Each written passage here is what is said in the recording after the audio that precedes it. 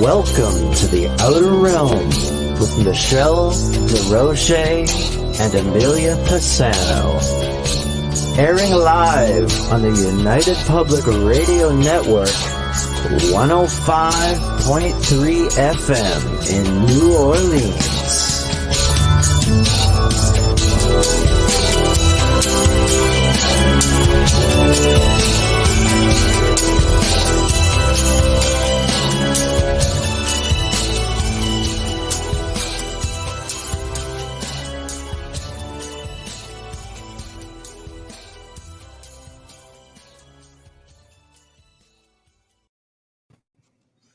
Good evening, everyone. Welcome to the Wednesday night segment of The Outer Realm. Glad you can all make it. It's going to be a great show. We are broadcasting live here on the International Public Radio and United Public Radio Network 105.3 FM from the beautiful city of New Orleans. We are fully sponsored by the amazing folks over at Folgers Coffee. Thank you, Folgers. And Dr. Snick, aka Justin Snicker, for the contribution of his voice and music for our intro and outro. Tonight, we welcome back to the show our friend and guest, Elliott Van Dusen. He's going to be discussing his new book, More Supernatural Encounters from Law Enforcement. He's a whole lot of fun. We just love having Elliott on. And he's going to be coming on, I think, a few minutes late just because he's doing another show. Popular guy. Yes, he is. I know. So, of course, tonight, if you're looking to participate in tonight's show, we are streaming on YouTube UFO Paranormal Radio and International Public Radio. We are on Twitch UFO Paranormal Radio. We are on Facebook under Canada's Most Haunted, The Outer Realm with myself and Amelia. We are on Joe Montaldo UFO Undercover and UFO Paranormal Radio and News on the Flip Side. So those are everywhere that you're going to find us this evening. I see the chat is already starting up. Hello, Wayne. Yes, tomorrow is going to be our 200th show. Woohoo! We're quite excited about that. Hello, right? Everybody. Yes. Oh my gosh. Yep. Yeah. What it takes to do 200 shows. That's two shows a week. A lot of I haven't been there for all 200. Michelle has. But it's been a long haul, but it's been a fun journey. So hi, Jeannie. Hi, Tamara. Hi, Axel from Nicaragua. Thank you for joining us. Wow. Love it. So yeah, I know. Isn't this awesome? This is just going to be a whole lot of fun. It. Oh 200 shows. Yeah. Yes. It's been such a journey. This, of course, we'll talk about more tomorrow, but it's really been one heck of a ride, hasn't it? I feel like we've always been together. So I know. Centuries. Well, we literally speak to each other every single day, whether it's work or not. But for me, it feels like yesterday. Yeah. And I look back and I'm like, wow, this has come a long way. This is really what it started out to be, and where it is at now is just amazing. And that's, of course, due to Michelle. And we'll talk more about that tomorrow. But it's really hard to believe. It takes 200. It takes sounds. Well, it took our listeners 2.5 at one point. It takes all our listeners, all of our amazing guests. It takes a great network. It takes a great producer. It takes you and I, of course. It's important, for the interaction with everybody in chat. I think it's really important. And with guests, it's a bit harder. So tomorrow night, it'll be, all about you guys and us having some parlay time, which is always nice.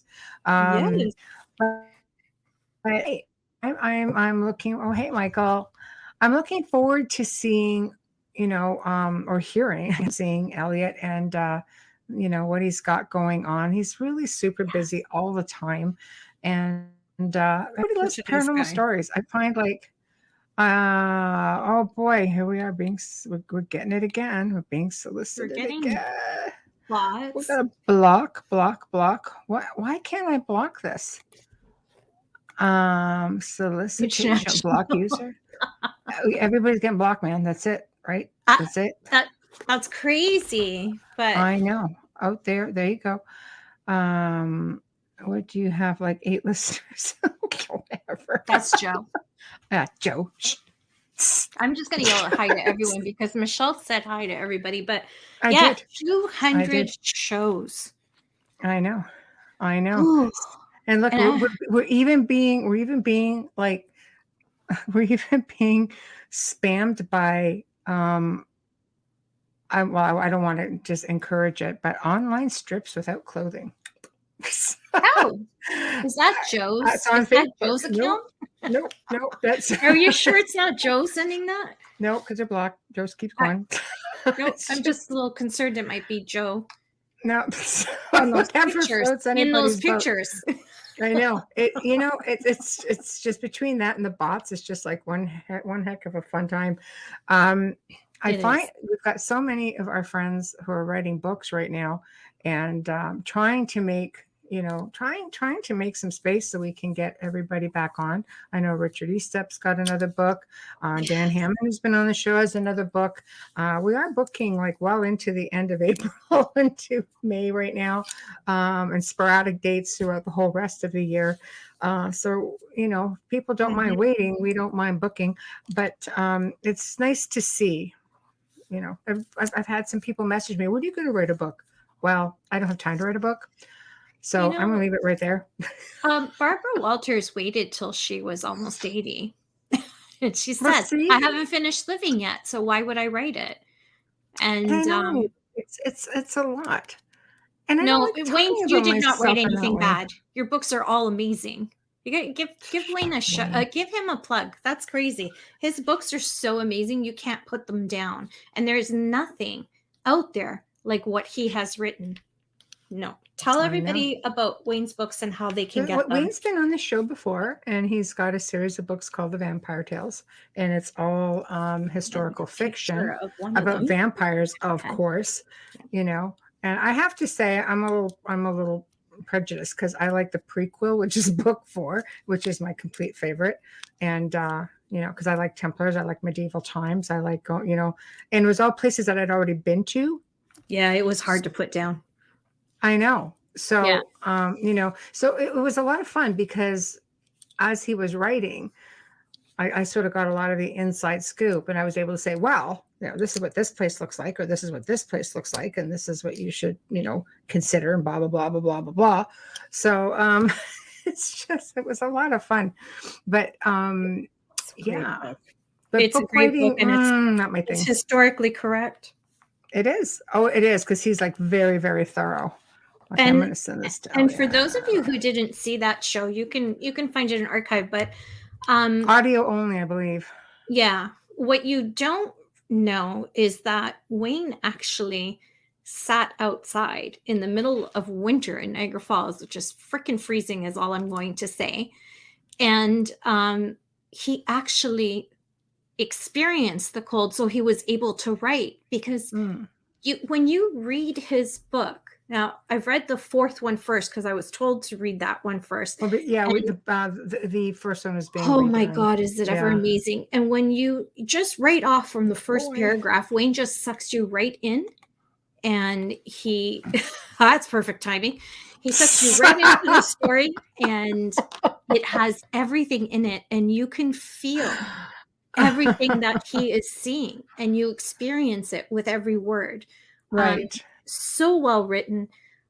He just lays it out for you right in front of you. The whole magic, the whole fantasy, the history, everything is just right there. You're breathing it, smelling it, living it. And it's a great, and as Amelia's talking about it, we're actually being spammed by like a XXX something or other. Yeah. And there is a little bit of XXX in there. Not too smut bomb. That's right. Yes, Wayne. You were smut bomb. Yeah. There's no smut in the book. Oh my word! No smut. The book is really smut. No, really good. But YouTube was just smut bombed right in the process of talking about this. And so I've noticed our guest has joined us. Do you want to go with the? Yes. Our guest tonight. I read his book today that he sent us. Yes. Our guest tonight has a degree in criminology. Forgive me because I'm reading it off of here. I don't have my whiteboard.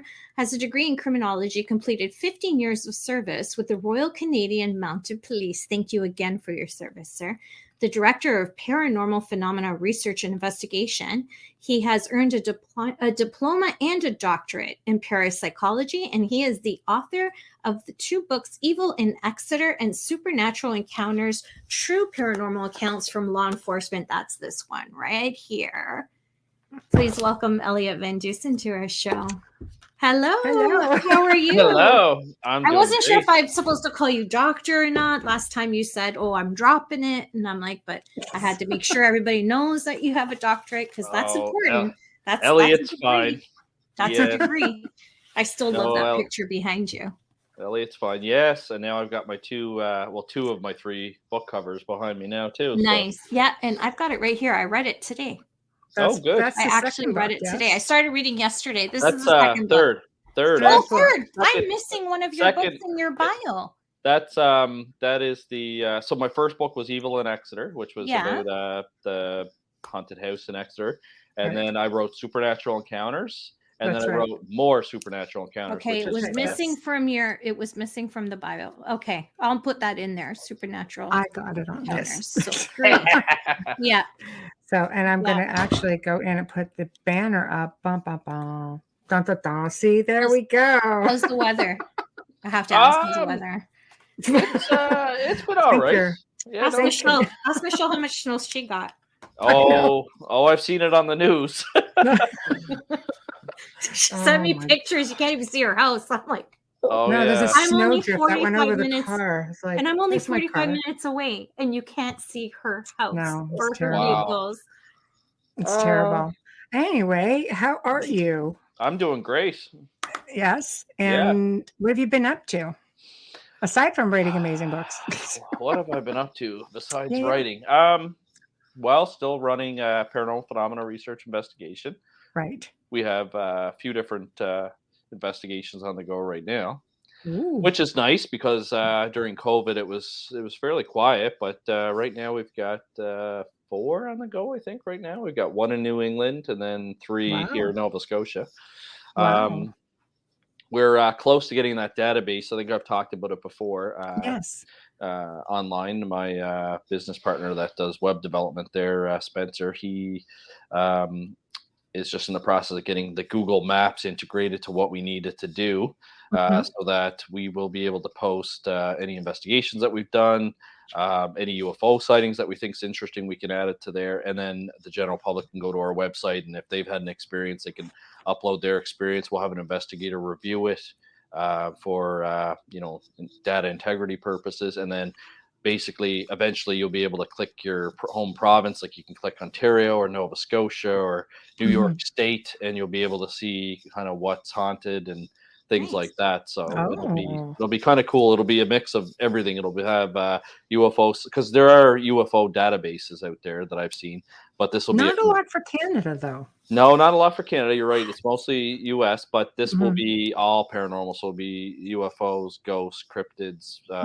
vampires, everything. So vampires, no less. Wow, yes. I like it. That's what I really loved about this, is how many Canadian stories are there was a lot.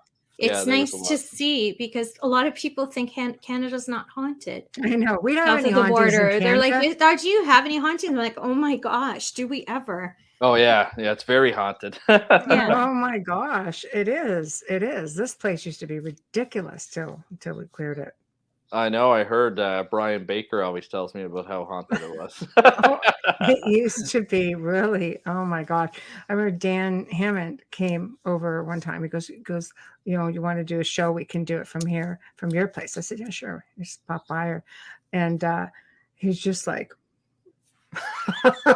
Like, I know, that's okay, don't worry about that. That's really cool. He just put out a new book. He did. We were just saying that when we started the show, and I just got it this week. It came from Amazon, so I'll have to read it. I know. Have to get him back on to talk about that. We're booking officially like almost like end of April and beginning of May, so I'm just trying to not go too far in advance, because then you go to do the show, to like, I forgot about that.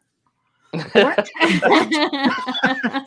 Do you mean? What did you just say to me? Yeah, there's some guests you have to send them an email like a few weeks beforehand, because they travel so much. But I mean, with everything that's been going on the last couple of years, we haven't had that issue because no one's going anywhere. So, I know. Yeah, I know. very so true. it's a little weird when they forget. I'm like, "What? You're home? What do you mean you forgot?"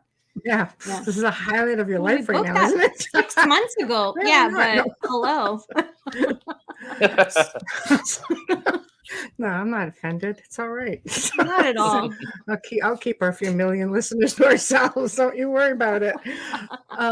So what are you allowed to talk about anything you're working on, or is it all paranormal? Is it cryptid? No, so like our newest case that just came in, we're going to be investigating it not this weekend but next weekend. Oh, awesome. It was the case came in through a friend actually. I had met this lady once at like a kind of a party, but I guess she was over at Sarah's friend's house and was telling her about this building that she had bought. So it was built in the 1800s. She had bought it back in 2018, I think. Wow. And she's a travel agent, so of course things are not doing so well in the travel business. Right. So she converted her travel office over to an Airbnb, and but so she bought it in 2018, and shortly after they bought it, her and her husband were setting up her travel office, and she noticed that there was like muddy footprints that would just appear kind of in the middle of the living room and walk towards the window, the big picture window in the living room that was looking outside. So at first she didn't think anything of it. She thought maybe it was her or her husband because the basement's unfinished, so it's really dirty. So if you go down there, you're going to track dirt up. And they were also up storing stuff in the attic. So first she didn't think anything of it, but then once her office was set up, she would come in and open her business for the day, and these muddy footprints would be there, and so she'd have to clean them up. So she eventually moved a couch in front of the window and like a table with her travel brochures on it. And then another time she came in and all her travel brochures were turned upside down. So she thought, maybe her kids had done it. But she was working on her computer one day and saw something out of the corner of her eye. And when she looked up, she saw what she described as like a shadowy type apparition that was wearing period or century clothing, walking down her hallway. And then just recently, after an Airbnb guest had checked out, she went into her place and cleaned it up, realized that she needed some more, not toilet paper, paper towel. And she said, okay, so I'll go to the store and get it. So she went to the store, bought some. 2 days later, came back before her next guests were coming, and the muddy footprints were back. But this time, instead of it being in the front window, it was in the back kitchen area towards the back door. So she was telling Sarah's friend about this, and she said, oh, you should contact Elliott, and he runs like a group that investigates and things like that. So spoke to her, and she blocked off next weekend for me and another investigator to go down. So we're going to take down all the gear and see what we can figure out. Well, that's interesting when you say shadow people, dressed in period clothing, because a lot of times you just see them. Here where they've been here, they're kind of wispy. We even had a white shadow one time, which was strange. But what's your take on shadow beings? Some people think they're extraterrestrial. Some people think they're time travelers. Some think they're nothing but evil. Other people think they're people. Well, this one is really interesting because, like you said, normally when somebody reports something out of the corner of their eye or a shadow, it's just like a black figure. But she was able to tell that this was a female, and that they were wearing like older style, kind of century attires, basically how it was explained to us. So that's kind of unique. I've never had that, black figure with that kind of description before. Yeah. How do you even get a description when you're just sort of all black? And usually black is not necessarily a good thing. I mean, normally it's associated to things that are not negative. We're all wearing black right now. My head is black. I'm just like what? I know, but I know it's true. We're all wearing black, but I mean, normally in the paranormal, black figures are not generally a good thing. So no, it's true. Yeah, that's why I had to ask. But she didn't feel like any negative energy there. She has felt cold spots. Her daughter's felt cold and hot spots there, and they have a tenant that lives upstairs. in the house. It's kind of blocked off from the Airbnb or the office, but the tenant has never made any complaints or anything like that to her that anything unusual has happened. And it would be kind of hard, even if she, like, say, heard furniture moving or things like that, because it's an Airbnb. People are coming and going from there all the time. So the lady upstairs may have even heard something, but might not be able to link it to anything. We will talk to the homeowner and see if we can just interview her just to find out. But if she doesn't want us to spook her, then we won't. Obviously, we take the confidentiality part of things really really serious. So yeah, well, that important way people trust you too, right? And I've never posted anything like that unless it was a public place that wanted to be promoted, just because of the type of hauntings that I worked in. I mean, when you're dealing with malevolent things, as you know, it's really personal. People get really traumatized and they don't necessarily always want all those details out there. No, they don't even tell their families, a lot of them. That's a difficult thing. Definitely, yeah, it can be. So primarily, what do you guys, what have you been coming across? Has it just been pretty malevolent stuff? Is it pretty, because I know it's hard in parapsychology, it's like that whole science mind thing. We've had we've had I wouldn't call it a trend because we only had like 2 cases, but I know last year we had 2 cases of people complaining that there was something keeping them awake. One was a lady from Ontario that claimed she had been sexually assaulted by a ghost several years ago. But now the entity was like keeping her awake at night. She was having very like a lot of difficulty even functioning at her job.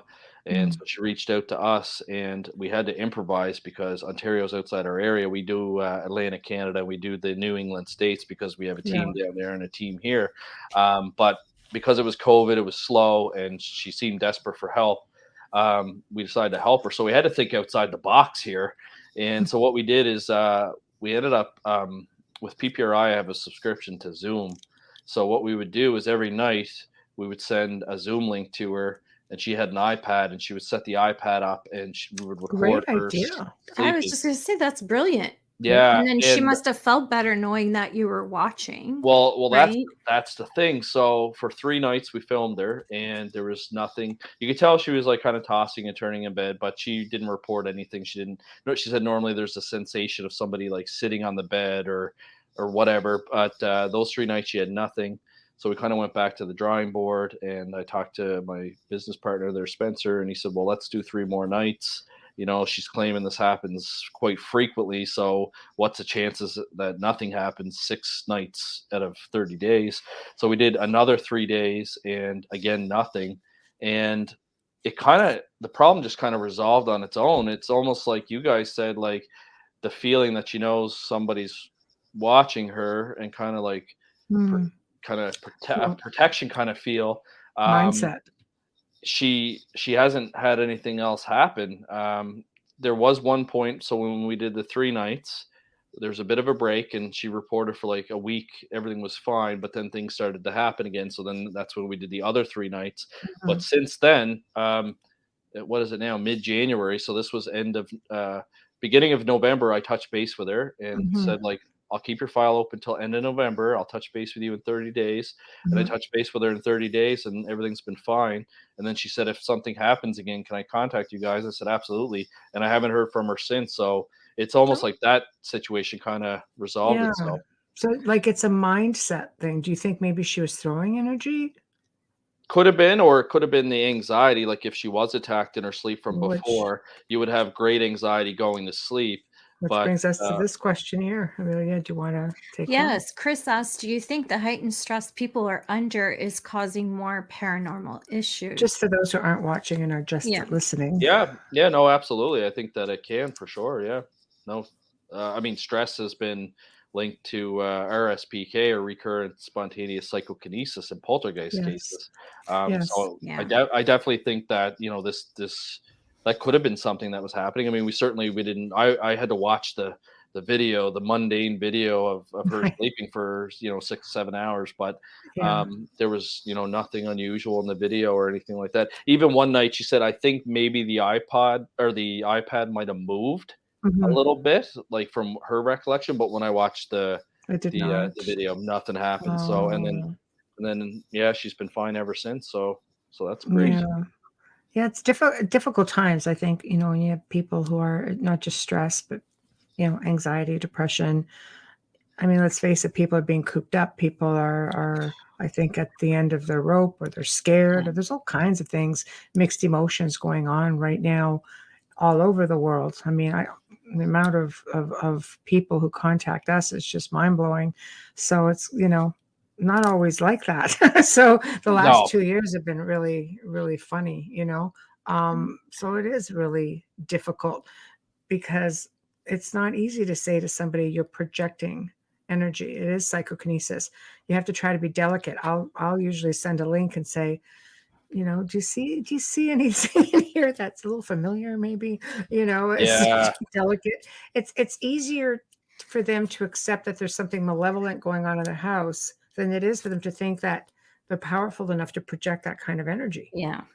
Yeah, and I've had cases like that where you've suggested the RSPK theory, and it doesn't go over well. But I actually did suggest that to her, and I actually sent her some information on a case that Lloyd Auerbach had investigated. It was called the Choking Ghost case, but it was basically a lady, former police officer, retired. She had been sexually abused growing up by her dad. And she was undergoing some trauma therapy at the time, and she was divorced in a 1-bedroom apartment, living with her mother. Her son came to visit her, teenage son, and there was no space for him to sleep, so they shared a bed together, and that kind of brought on like this unresolved trauma that she was dealing with, which started causing some poltergeist activity. She was at a work party, and some people actually saw fingerprint impressions start on her neck, and she was being choked. Wow. And Lloyd Auerbach, the parapsychologist that investigated it, had witnessed that as well when they were interviewing her. So, certainly high levels of stress like that can cause some unusual phenomena as well. We talked about, I just talked about this actually this week, because I'm taking a course by Karen O'Keefe over in the UK, taking this poltergeist case, because in the UK they have a bit of a different belief on poltergeists over there compared to us. So over here in North America, a lot of parapsychologists believe it's RSPK, or that there's a living agent or person causing that activity to happen. Whereas in the UK, it's a mix. Some people subscribe to RSPK, but other people think that it's a discarnate entity or a ghost that's doing it.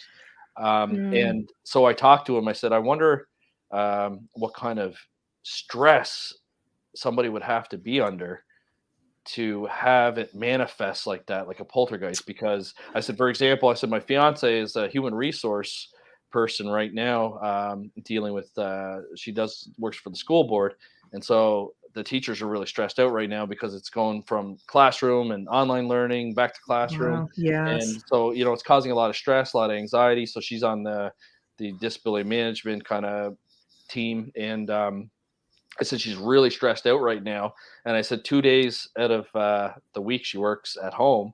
So I let her use my office, which has haunted objects in it. And I said, she's extremely stressed out. And I said, nothing's going on here. So it just kind of, as a parapsychologist, it kind of blows your mind to think about what kind of stress someone has to be under for it to manifest in that way.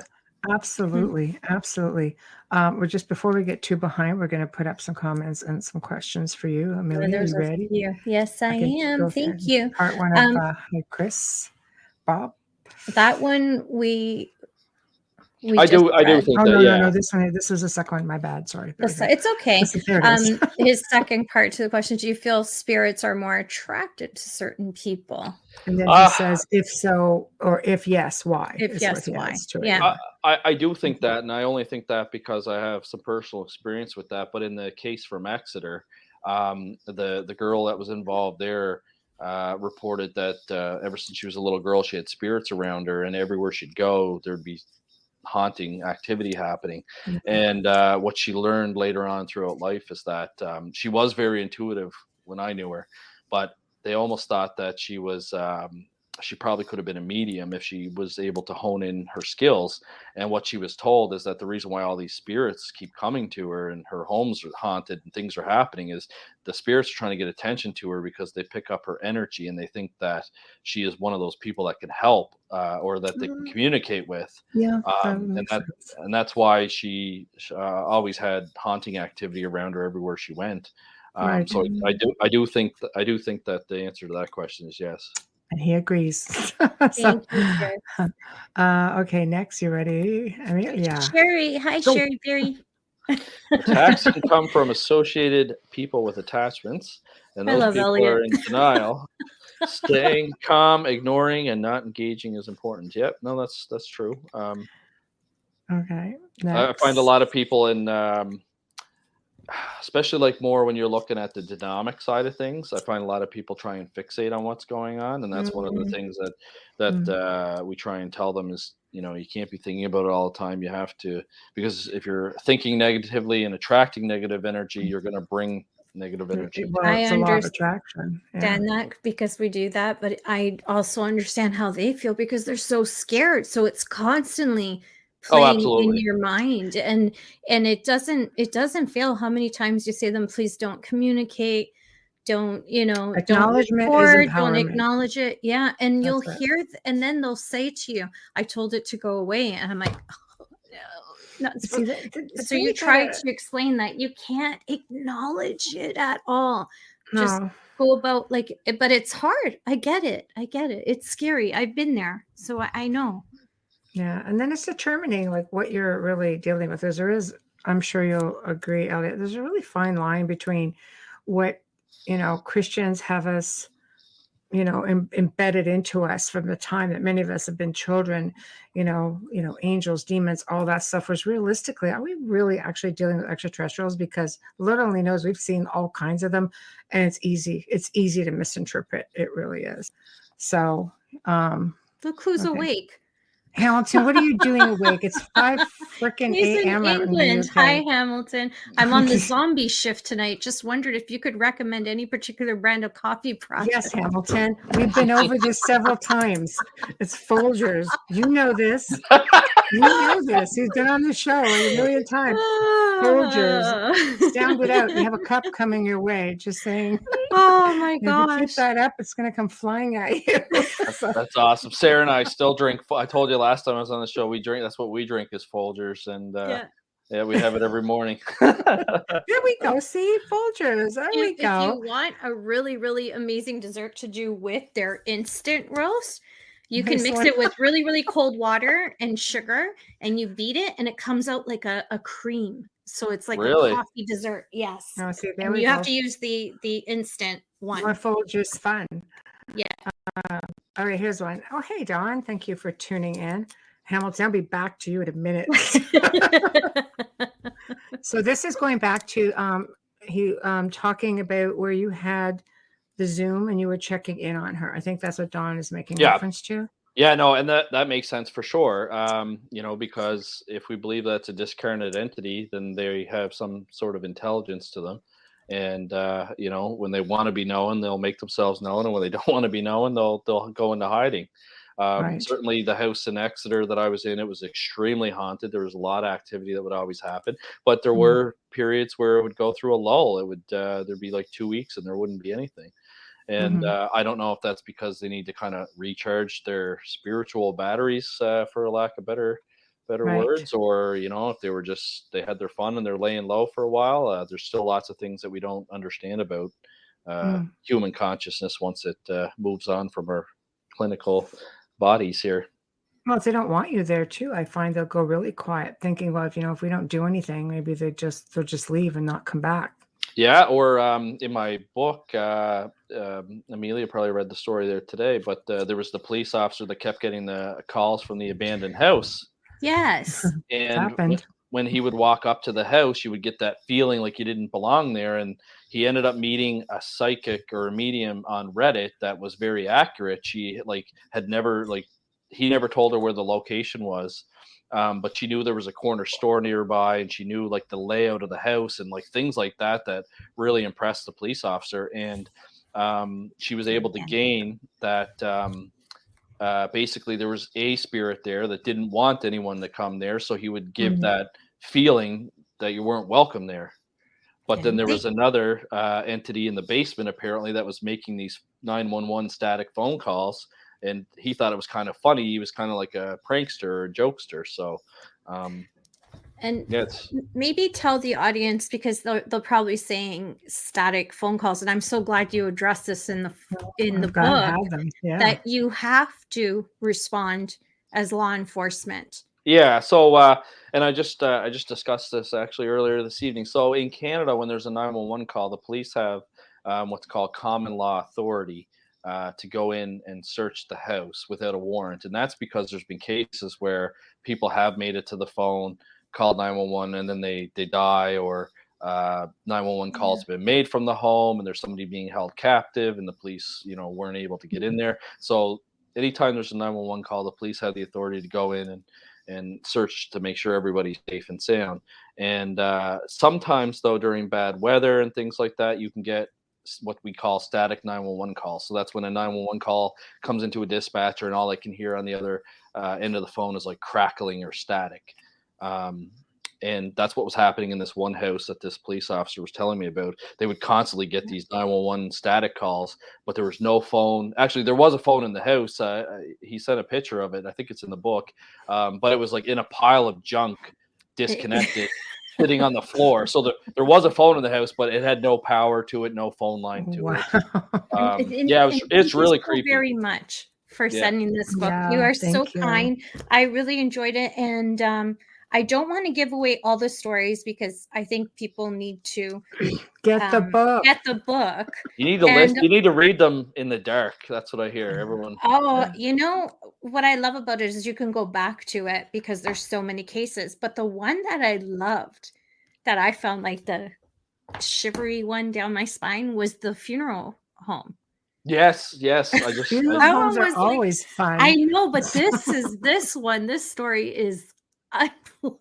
I'm reading it going, what? There's not even a phone. Yeah. Anywhere. Yeah. But a call was made from there. I know it's just crazy. No, I saw Chris's the body. Yes. Yeah, right next to where the phone jack was. Beside the corpse. And most phone calls from the dead happen fairly recently as well, right? So if a body's being prepared for a funeral, it's usually been anywhere from 24 to 72 hours later, because they have to embalm the body and things like that. So it's really interesting. I've had them as much as 2 weeks after. I've had some that just called me for a straight year. Just growling or hissing or calling me unsavory things. Oh, but were those people though? And I'm sitting here laughing. So. Oh, Hamilton. Don't read that out loud, Elliott. Don't read that out loud. We're talking about a specific beer beverage when someone was on. And I made the comment that you're reading. So I said, you need to drink. And I recommended something else. And he sent me a picture saying, this is not the, I went, there we go. So that's what so if you're listening and you're not watching, sorry, we can't. No, not everybody has that stuff on air, Hamilton. I got told off. Yes, you did. Don't ever go for the American stuff. We love it, the American, but no. We love you Americans. We just don't like your beer. So, you guys are great. He's making reference to. There's a reason why Buffalo they cross over to Canada to buy beer. It's true. It's true. We do have some good stuff. I did, however, recommend a Belgian one. Because we won't go there because they don't pay for our airtime either. But that's what I mean. So a certain somebody gets on it and flashes it around. It's like face palm. So oh my gosh. So I think the phone calls are very interesting, and I do think it would muster up a whole lot of energy to do it. Have you ever gotten calls? Because again, I think it's happened to me one time from a phone number that just doesn't exist. No, I can't say I've had anything unusual. I mean, especially in today's technology, I know, spammers can clone phone numbers. There was a scam going around here in Nova Scotia where the scammers had cloned an RCMP detachment phone number and were Wow. scamming people out of money and things like that. So I guess in today's world, you have to be careful with stuff like that. But I do know that I had a friend tell me a story that one of their friends had passed away, and all of a sudden they were talking about her, and next thing you know, he looks at his phone and his phone is lit up, and it had dialed her phone number like in his phone. So I don't know if like maybe Siri or one of those artificial intelligence had kicked in and kind of heard the name and Right. then tried to dial it. But Right. yeah, he was very spooked because they were talking about her like in good taste, like saying that they missed her and it's unfortunate she passed away and stuff like that. And then all of a sudden his phone had tried calling her on its own. Right. So Right. yeah. It's Yeah. creepy enough when you're discussing something and all of a sudden these ads pop up all over your social media to buy it here. But I can't imagine having that conversation of a loved one or a friend that had passed. And then Mhm. that's terrible. Mm. That's Don McDonald is asking, what do you think of remote viewing and remote clearings? I like remote viewing. I think it's very fascinating. We did an exercise in one of the courses I took from the Ryan Education Center where Lloyd Auerbach set up a date and a time of when we were to do this remote viewing session. And then we had to write down anything that came to mind or visualized or anything like that. And it was interesting. I was completely way off. but Uh, but I also don't feel that I'm like the most sensitive person. So but what was interesting though is that a few of my classmates and I had like almost the same description. Like I had seen like a bridge, I had seen water, I had seen a bench, and some mm, of the other students had also picked that up. So it was really interesting that you had let's say 10 candidates and instructor all doing the same thing at the same time, and then some of us actually picked up on the same visualizations, which was really cool. mm, With remote clearing, I mean, the study by J.B. Ryan in 1936 showed that ESP is not limited by distance. right. And so, for example, if you have a legitimate medium in California that you want to talk to, but you don't have the money to fly out to meet her, that's why there's no issues to do it over the phone. Mhm, If I'm in Nova Scotia, she's in California. If she's legitimately got that talent, then distance mhm, shouldn't affect that. And the thing about clearing though that you got to remember is there's certain people that can move people forward, into the light or whatever happens in that physical realm. mhm. But it's one thing that you cannot guarantee. And Any situation. you're a medium, but like we're told as an investigator to never guarantee a client that you can get rid of their ghost because Mm, if none it's a such thing. discarnate entity that has lived in that home their whole life and they love that place and they don't want to Mhm, move on, they're probably not mhm, going to move on. mhm, It's the same as like the Alexander Keith's brewery here in Halifax. It's known to be haunted. Alexander Keith like loved his brewery. He loved it so much he built a tunnel from his brewery to his home 2 blocks away, and right. the staff there still see him walking the halls of his brewery, checking up on the work that's being done there. So, I Mhm. mean, somebody like me or is going to come in and tell him to leave. Like that's just not going to happen. Yeah, well, what do you think the rights are? I can't hear you. Uh, Sorry.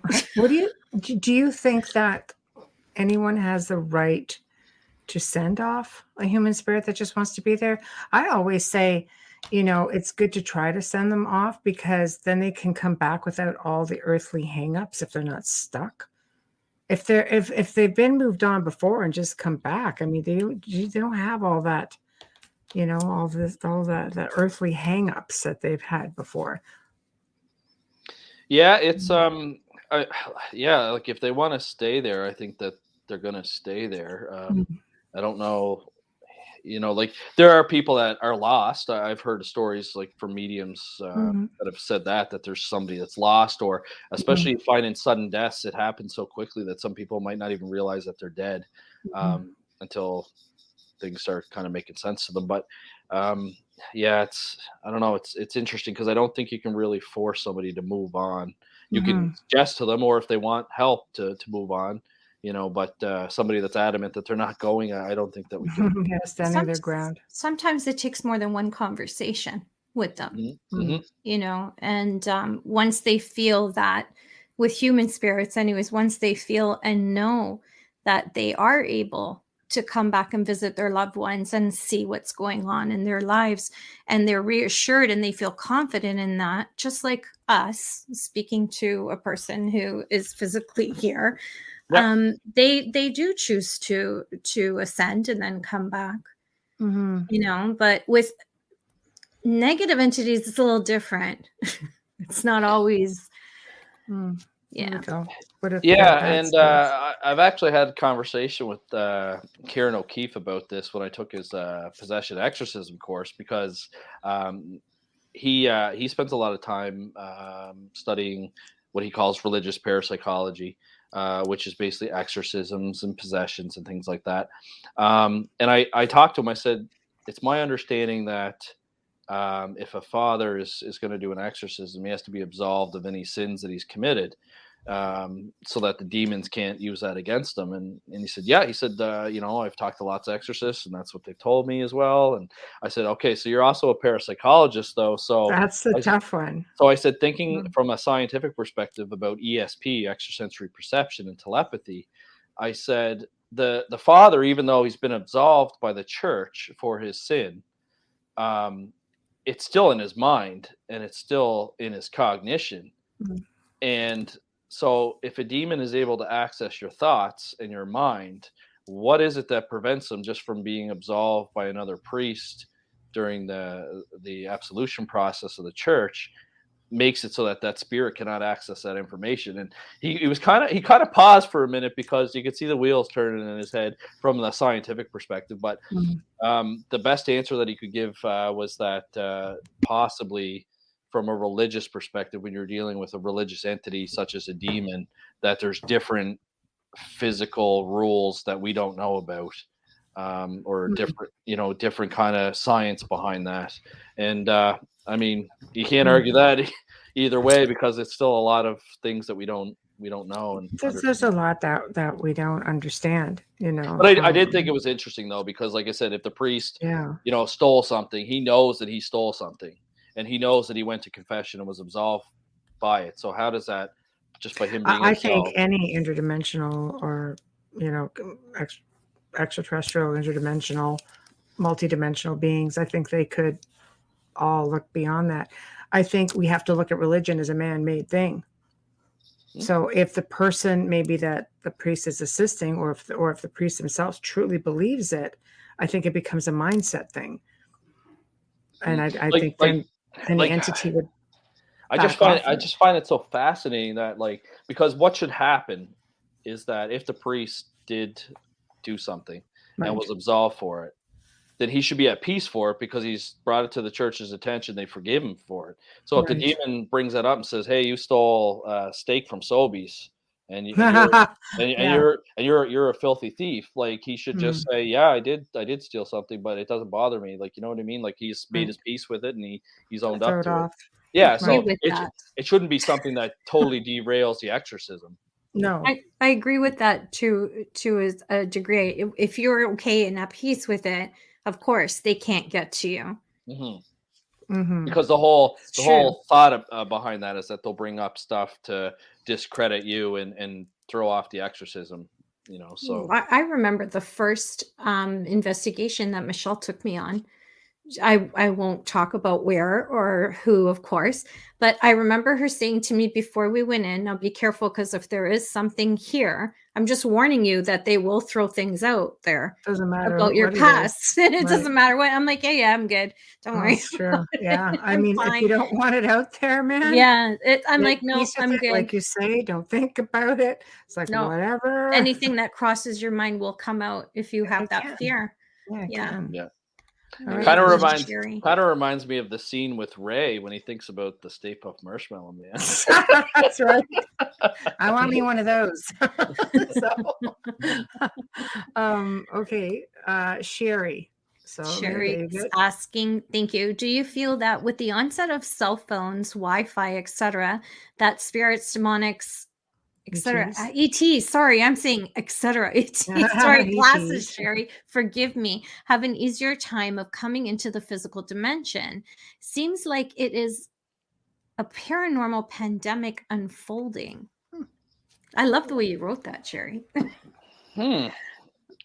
That's certainly interesting. I mean, technology has certainly changed, the way that we investigate. I know that there's certain tools that have become helpful. For example, we know carbon monoxide can cause people to experience haunting characteristics. So last year, I purchased a gas detector for our organization to bring with us on investigations. I've always used that's smart detectors. Yeah, because there was 2 cases. There was one in the 1920s or 30s where a family was experiencing a haunting, and they found out that the furnace was giving off excessive amounts of carbon monoxide. Once they had it fixed, the haunting disappeared. And then recently, I say recently, but in 2005, there was a lady taking a shower, and an apparition appeared before in the shower, so she got freaked out, obviously. Called paranormal investigators, and they found out that she just had a hot water tank recently installed that was improperly installed, giving off excessive amounts of carbon monoxide. Once they had that fixed, she never saw an apparition again. So, no, it's true. It's true. People have to think about that. I'm sure with with all the new technology, different things can occur for sure. Like I said, I know it's making radio waves, extra, all these waves going through. That's gotta all kinds. Up a little bit. I know technology is making our job more difficult. So when somebody sends us a photo or a video now, it's extremely difficult. Before you have to question everything. Before I retire from the RCMP, even the police were having trouble determining what's real, what's fake. And, wow. It's really difficult. The digital technology. Yeah. And we're just starting to see these what are they called? The fake, the deep fake technology coming out with the deep fake apps. Like there's a video of Tom Cruise going around where it's not actually Tom Cruise. No, all they need is an airplane. They need is like a few seconds of your voice, and then a few seconds of audio or video. It looks and sounds just like him. That's frightening. It is. It's him on an airplane, and you have to know. For those of you who watch this video, and if you're going to say with that, no, there's no way that was faked. It was faked. First of all, the time that we are in right now, no one on that airplane has a damn mask on, and that is the law now. So you have to look at it a little bit logically and know that if we can have all these CGIs in Hollywood, imagine what you can do at home. Okay, that video is very difficult. You would have to take it apart in a computer program. I couldn't believe how much it looked and sounded like him. I'm like, wait, is he doing this as a punk? And then I went, no, hold on a second. No masks. Yeah. Right? Well, they do have some apps now where you can like superimpose your face on like movie stars or whatnot. But the technology is getting better and better, and I wouldn't be surprised if the deep fake technology that we are seeing out there is available on a phone app in the near future. I do know the governments are concerned about it because you could take a clip of Biden slamming the president of China, and next thing you know, you got a war going on. That's true. You would think the president of China would know about all that. But anyways, I do agree with you. Don is asking, what do you think of using dimensional being guides to help battle entities? That would be more of a question for Amelia. But no, it's yours. It's yours. I mean, I don't have any experience with that personally. I've never been able to communicate with a spirit or talk to a spirit guide or anything like that. But from my understanding of talking with mediums, like that they have spirit guides and that the spirit guides help them, not just give them information, but help them spiritually. So, I mean, Amelia, correct me if you're wrong, but I would assume that if you were there to try and battle like a dynamic entity, that your spirit guide would somehow be able to help you out. That her name's Michelle. We work together. Yeah, of course you can. Well, I agree that most mediums do use guides, and there's a lot of people rely on angels or archangels, and they're interdimensional beings. So yeah, definitely. Yeah, I've never used any of that before for getting rid of anything. I haven't either, but I also that's something more in the last few years. Yeah, I don't have the skill set for that, but I Yeah. have for the Exeter case, I did bring in a medium Right. because the family's priest that did deliverance work wasn't available. Right. You know, and she was able to get rid of the entity, but yeah, Yeah. very limited experience in that, just because I'm not. I I think a truly lot of believe Catholic that. priests have limited experience in that as well. Sorry. Mm-hmm. No, No, I true. say I truly believe in just teaching people about mindset and control and working through problems that they may be experiencing in life, and just allowing them to take control. I've seen people clear their own places just by changing everything up here. It's just a much longer process because it's hard for somebody who feels that they've been living like a hostage, for example, to just all of a sudden say, "Hey, I'm the boss now." Like it is really difficult. It takes a lot of work and a lot of perseverance. Yeah, you have. Yes. Hi, Thomas. Thomas is a dear friend. Hello, I Thomas. respect the humility of Elliott, an expert without ego, refreshing Aw. and truly believable. It is very nice. Oh, Get that book written, Thomas, so we can have you on. That's right. Wayne, hi, Wayne. Devil's advocate here, but could the spirit vision actually have been real to warn her about the water heater malfunction? Because it would be weird that the fumes would only be in the bathroom. He's got a point. Yeah, see, no, there's a second half to that. Once Yeah. the water heater was repaired, there was no need to have the spirit make contact anymore. That's a good point. Yeah, no, that is really great, and I don't have I don't have access to the case file. I'm not even sure what organization investigated it, but that would be interesting to have been Logic. involved in that. Yeah, yeah, no, I mean Mm. that could have been a warning for sure. I mean, a Mhm. lot of times people report that spirits have appeared before them to give them some type of warning.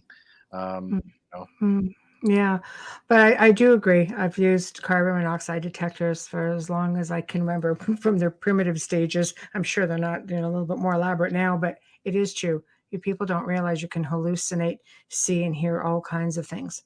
Yeah, and like for example, like the EMF readers, the electromagnetic field radiation Mhm. detectors.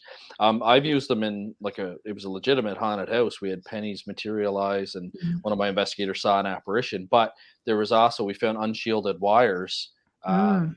in the home because the home was built in the 1800s. So I mean that. Oh, So we Knob told and tube. I was told just going to say that. so we told the family, because they might want to get that fixed because it could catch fire and something serious could happen. But sometimes the tools help us detect other things. Mhm. There was another haunted house. It didn't have anything to do with what they were seeing, but I did detect they had two older clocks that they kept in their bedroom, and they were giving off excessive amounts of EMF, like higher That's than what crazy. the FDA recommends is safe. So I just kind of let them know because they had some newer digital ones that were really nice looking, and those things were shielded very well. They weren't hitting on the. I used the GQ EMF 390. It's more expensive. I did just see one on Amazon tonight for 181. I think I paid 300 for it. But it's all digital. It actually there's no more going around with your notebook writing each room you're in and what the readings were because it tracks it all on the Oh, wow. Nice. got a 10 Fancy gigabyte hard. schmancy. Yeah, it's got a Yeah. 10 gigabyte hard drive. You can upload the data to your Perfect. computer later, and it Right. actually tries to tell you what the signal is, so it can detect Wi-Fi, cellular, and electrical. So, Wow, that's excellent. but I just kind of let the homeowners know, like you might want to replace those clocks just because they are giving off, Because they excessive. sleep beside that. Can you imagine? Well, and my colleague Dara Walsh had a case where somebody was only experiencing haunting stuff in the bedroom when they were in bed, Right. and it turned out it was the alarm clock that was just giving off, too much electromagnetic radiation. Yeah. So there's a lot of logic out there that needs to be explored. I think there's there's a lot of really great researchers out there who bear that in mind, and then there's just a lot who are those thrill seekers, and there's a lot of little things I think that people don't think about it. Like, I'll be honest, I wouldn't think of a clock radio unless your EMF detector is right on top of it. I would not, off the top of my head, think that it could give off that much EMF to cause. Oh, microwaves too. Oh yeah, right? microwaves are bad. I've stood in front of it with an EMF reader, and like once it's running, it gives out a lot. That's why they tell you not to stand in front of it. Don't stand in front of it. Mine, I call it a popcorn maker because that's all we use it for. I'm old school. I reheat on the stove. I'm really old school. Yeah, I don't like too much involved in my. I'd like to eat as clean as possible. Glowing in the dark. Yeah. So it's bad enough I'm glowing from my wine. I know. Your son keeps saying, you keep drinking that stuff from California, you're going to turn neon green. I'm like, yeah. I know. It's all field injected, man. So you know, so we're talking about hauntings, but supernatural can fall under many different labels. What are you investigating? Any cryptids? Or the whole vampire thing is intriguing.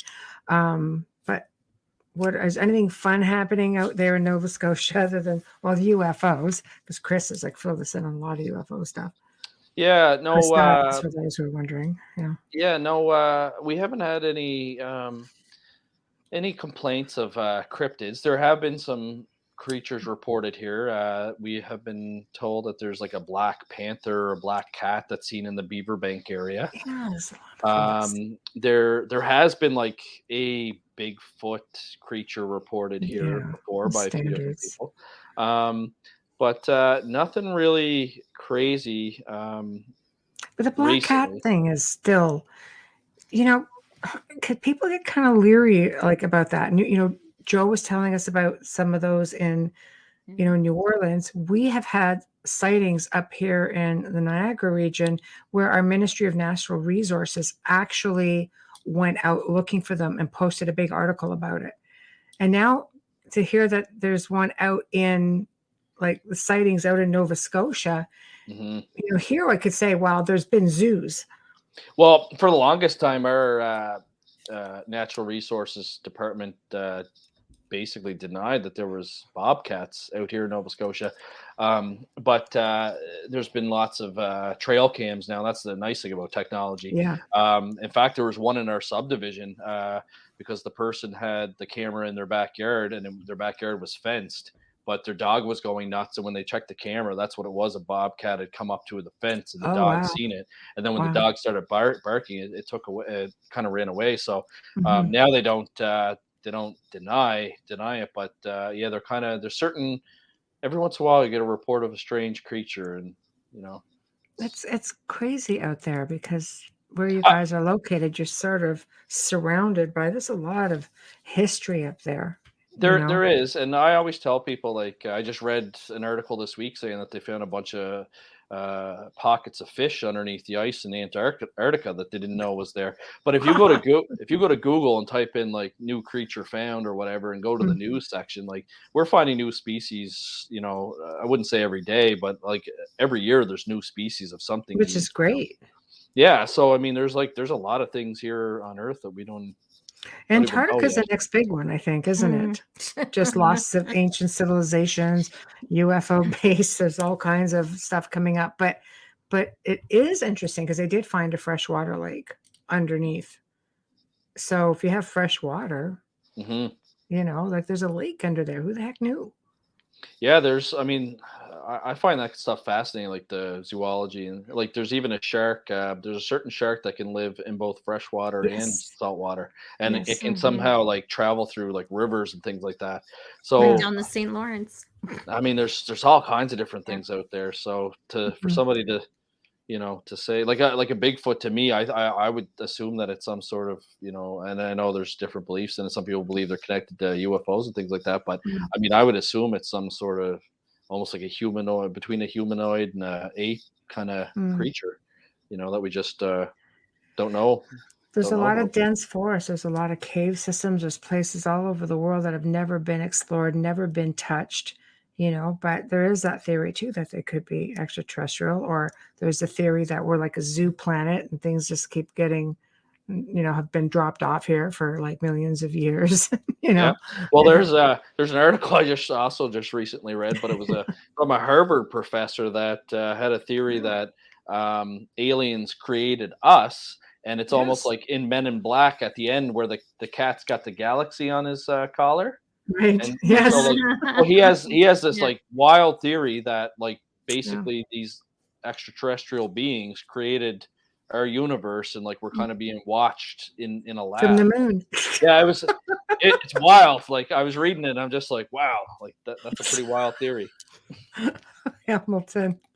I'm amazed you're still awake, Hamilton. I know. It's just seriously. It's gotta be 6 a.m. It's 5 hours. It's 5 hours ahead. I know. From us. Hamilton is a dear friend. Oh, look, we're being like smut spammed again. He brought that. Yeah, thank you for that, Hamilton. Hamilton and Carl Cookson are from the Lost Relic Hunters. That TV show that's on. Hunters. Yeah. So true alert. I keep trying to block this one, but keep giving me now. I think they're outwitting me. They're really fast. I know. Okay, well, I'm just going to assume that it's gone, but actually I've removed them about 4 times. The brain is too alert to turn off. Wow, it sounds to me like you're either into too much of the questionable sauce that we were speaking of earlier. That should put you to sleep. Or you've got something amazing going on that you need to tell us about. So. I love his artwork. He paints and puts it on Facebook. You guys are free tomorrow, as of tomorrow, from what I heard. So, that should help you. Yep. Apparently, the UK Prime Minister basically said, no more COVID. We're going back to normal. Woo! Wow. Don't you find it funny that it's exactly, I'm going to ask a cop's mind. It's exactly a week after he was nailed for having parties during lockdown. Oh no, I read that article today, and that's exactly what I think he's doing. Right? Trying to take the heat off him because I know there's people trying to get him to resign. Then you guys will be locked down again in 4 weeks. Holy mother of God. It's happening. It's happening. Hang on. Wow. Oh my word. That's annoying. Hey Dave, he's here. Hey Dave. Oh my God. Tomorrow is the first day of Aquarius. That's what's going on. That's why you're awake, Hamilton, because it's already tomorrow there. It's already tomorrow there. So it's like that's what's going on, dear. So okay. So UFOs. What do you have going on? UFOs, because I know you and Chris just did an interview recently. Yeah, we talked about some historical stuff. I haven't had any recent stuff with UFOs, but we were just talking about how the RCMP used to investigate UFO sightings, and that in Canada we're very lucky because we can access those files through the National Archives. It's file number RG18, and it's got all kinds of UFO sightings from the RCMP. And how I found out about it was I was going to St. Mary's University doing my criminology degree, and I met Chris for a coffee one day downtown Halifax, and he was telling me about these UFO files that are kept at St. Mary's University because the RCMP used to send one of the professors all the reports because he had a PhD in astronomy, and so they would get him to kind of like do like a side desk kind of investigation. And report, his findings in it. So he said, where I'm a student, I should have access to it. So I went back to the library, asked to see the Burke Gaffney files because that was the name of the father that was priest and professor back then. And I think I collected about over 200 pages of UFO reports from the RCMP. And so I gave a copy to Chris. But it was really cool. Like there was a lot of people would report a UFO sighting. The police would go, sometimes multiple police officers. They all witnessed it. They'd write it down. They'd have to notify the Department of National Defense. before they go off shift, if you did not notify them, there were some notes in there because some people, they're probably tired after a 12-hour shift and said, oh, I'm just going to go home and catch some sleep and I'll come in early and I'll finish this report. Well, they got lambasted when they came back to work because policy was that you had to notify D&D right away of these events. They don't, the RCMP doesn't investigate them as much anymore. Obviously, if somebody calls 911 and reports a UFO sighting, they have to respond to it. But it's not like before where they actually had policy and things like that. So that's kind of what Chris and I were talking about, reminiscent about the old files, because he's found some really interesting UFO cases. I know I listened to the show that you guys did with him, and he talked about he's been on a couple of times. He's fun. and he talked about the Lower Sackville UFO sighting, where one family, experienced a loud, noisy, crazy disturbance, and then the family next door just saw lights in the sky and didn't hear anything else. Right? It's funny how some people can, like, you have two people side by side that are the same event is occurring, but yet not everyone is seeing it. Joe's theory on that is people who've never had experiences with ET won't see them. They're not meant to see them. Entire cities will have, there have been reports of large crafts coming in and only a certain amount of people will actually see them. The ones that have been chipped by them. Well, yeah, that's apparently military though, right? Yeah, exactly. It doesn't mean it's ET. Yeah, that's true. Yeah. That's true. I don't know. Very uncomfortable. Do you find any of the paranormal cases that you do have a mix of both entities and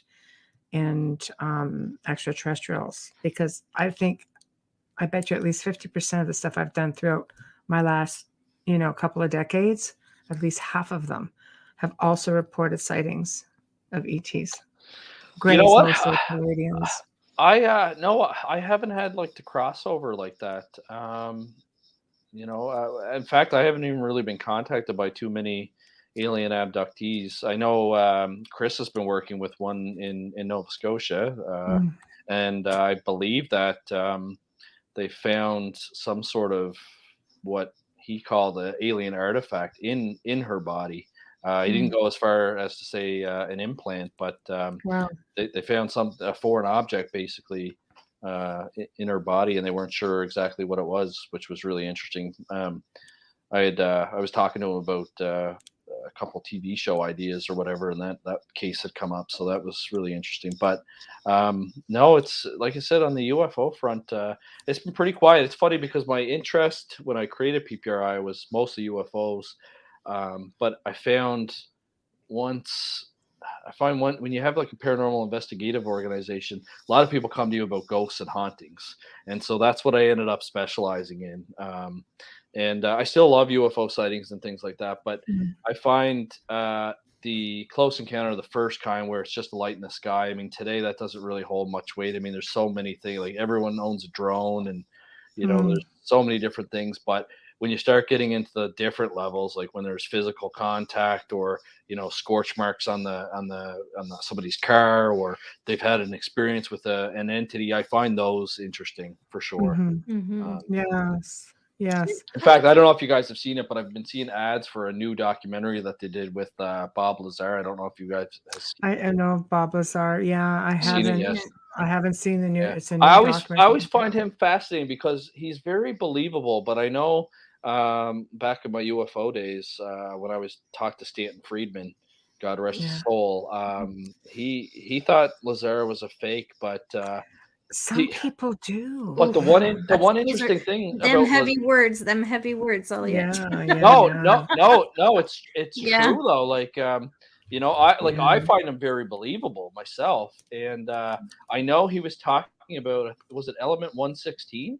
And this is years ago when he first started to do like the public thing, because when he first started with the public, he would shield his face, and his face would be blacked out because he was worried about his security and stuff like that. But he talked about Element 116, which is now actually part of the periodical chart. So I did find that really interesting. You know what I mean? Like there's a few things that he said that are interesting. I do think it's weird that you can't find any record of him going to MIT.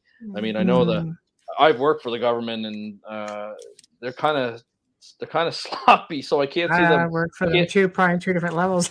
So I can't see them being able to delete absolutely everything to show that he never went there. You know what I mean? Like there's got to be somebody that would remember him going there, but I don't know. It's a interesting mystery, but I'll have to watch that new documentary.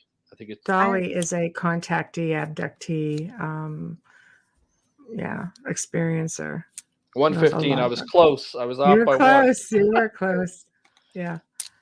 Yes. Yeah. I mean, I do find that world fascinating. One thing I do want to do is I want to visit Area 51, like the outskirts. So obviously, I don't want to get shot, but I've seen videos on YouTube where like people have gone to the front entrance and to the back entrance, and it's really like I just want to do that just to get a picture. I think they've extended that even closer to the roadway, because basically what you want to do is go camping.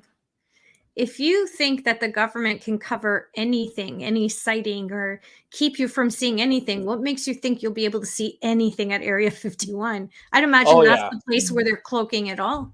Well, even over the years, they keep extending, and you're right. I haven't checked out like the recent boundaries, but you know, they keep, especially after that raid Area 51 thing that was going on. You know, they just keep expanding their area, so you can't even get close to it. But there used to be a spot, I guess, you could go up to a mountaintop and almost like see into Area 51. But I know since then they've purchased all that land. But yeah, they watch everything now too. Especially after the pandemic started. Randomly showing up. Do we want to do a quick station ID before we get to the next question? And then we'll get to Sherry's question. You are listening to The Outer Realm with Michelle DeRoche and Amelia Pisano. And our guest tonight is Elliott Van Dusen, Dr. Elliott. We are live. We are live in the beautiful city of New Orleans on 105.3 FM radio. And we are streaming on International Public Radio, United UFO Paranormal. I don't know. Where are we? UFO Public Radio. I don't know. I just really UFO Gods and Extraterrestrials Radio. I get that one, but we're never on it. No, it's true.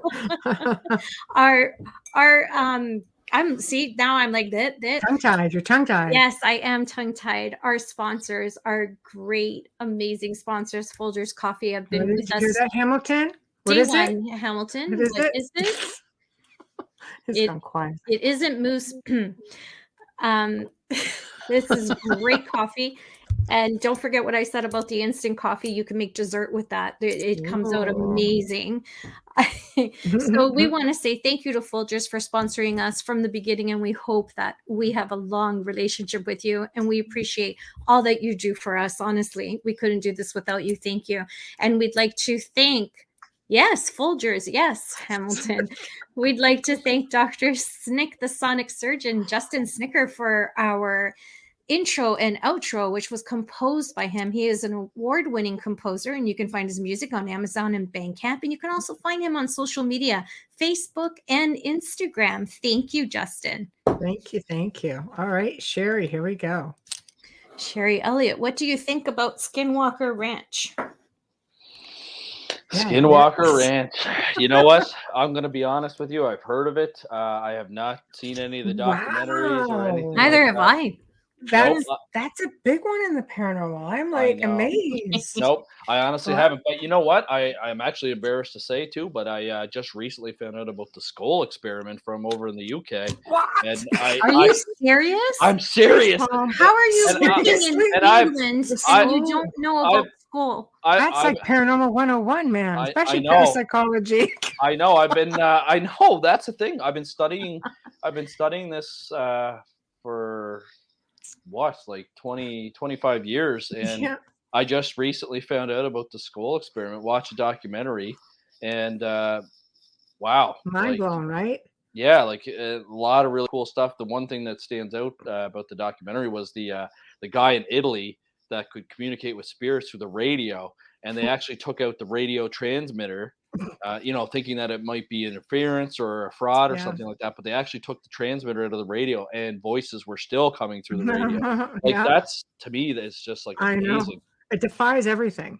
Oh, absolutely. Like it was such an amazing group of people. The concept, like everything was just so incredible.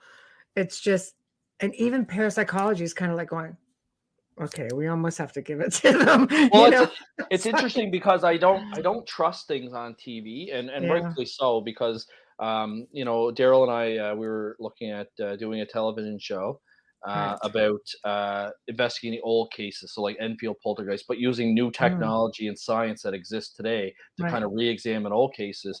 And we right. were told by a network I that love it.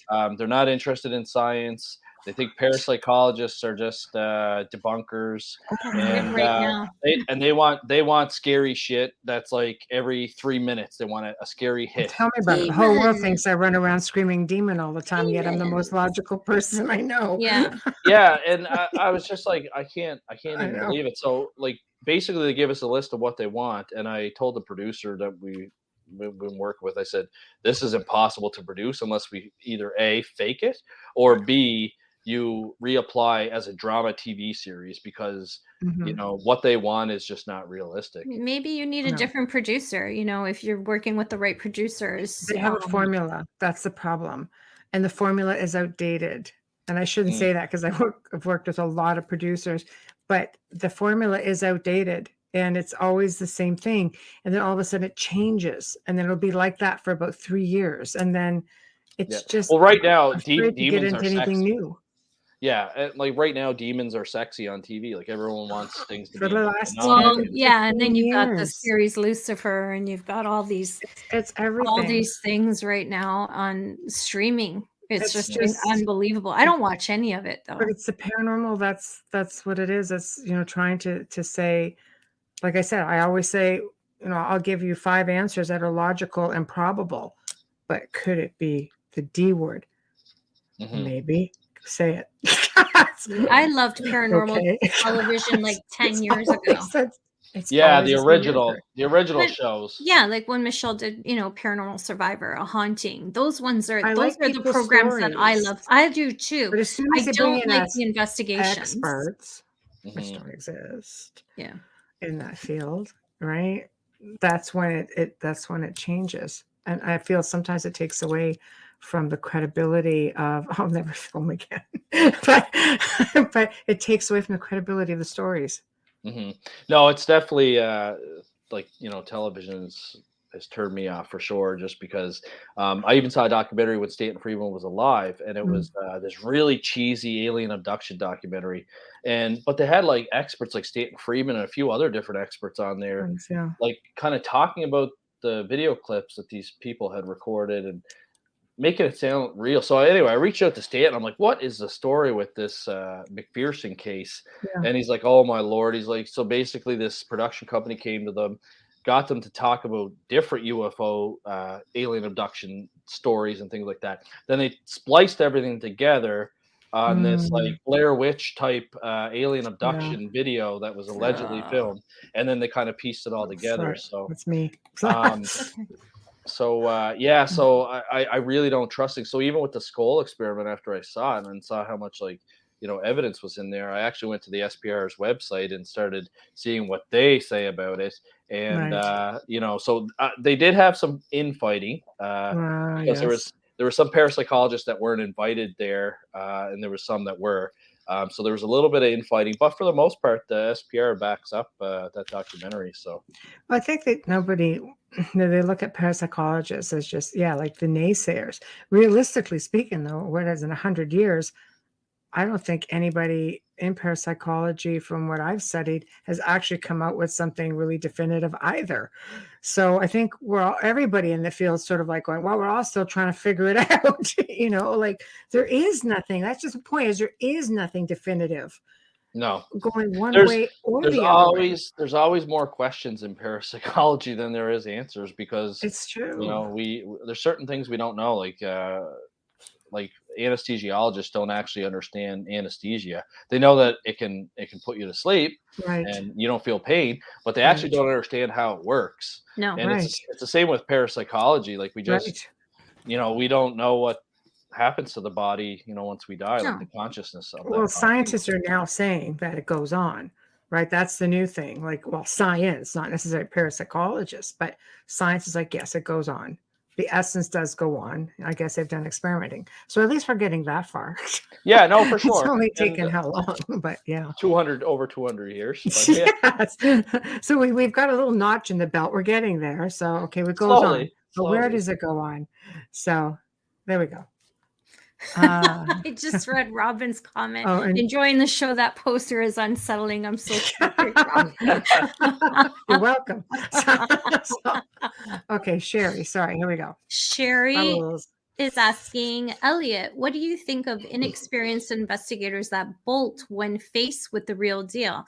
I had 6 teams bolt, literally ran down the driveway and took off. Oh, I'd love to go to that place then. They did you a favor because they would have botched it. No, it's funny. I talked about this on another podcast, and the podcaster host was a correctional officer. Right. And we talked about that. So like in law enforcement, you're trained to like run towards danger, run towards, an attack, like put yourself in like extremely risky life or death situations. But it's funny because when it comes to the paranormal, you've got paranormal investigators that, similar to police officers, get called to a place or a location. But when they're confronted with, something like that, a lot of people do back out and run away. It's interesting. I don't know if it's because like law enforcement, you have use of force training and things like that, so you feel like maybe a little bit more confident. Plus, there is muscle memory with some of your actions, like your self-defense and your firearms and things like that. It's been proven to be, muscle memory. But I do find it interesting that paranormal investigators, instead of running towards it, they do seem to run away from it. Now, just recently in October, we held an event at the Westin Nova Scotian Hotel in Halifax, which is a 4-star hotel, extremely haunted. Although we couldn't find any stories about it, we always heard rumors that it was haunted. But it wasn't until we started doing some advertising for our event that some of the workers that used to work there started to approach Daryl and I with some stories. And while we were there, one of the stories was on the 2nd floor, which is all their conference rooms. A lot of the staff have seen a little boy wandering around the hall, sometimes dribbling a basketball, and sometimes they don't see him, but they can hear the basketball dribbling. So while I was giving a lecture on hauntings, Daryl walked out of our conference room and went down to the Atlantic room, which is where this little boy has been seen. And Daryl walked into the room, and he was only in there for a couple of seconds. And when he turned to the left, he saw what he thought was a little girl dive underneath the table.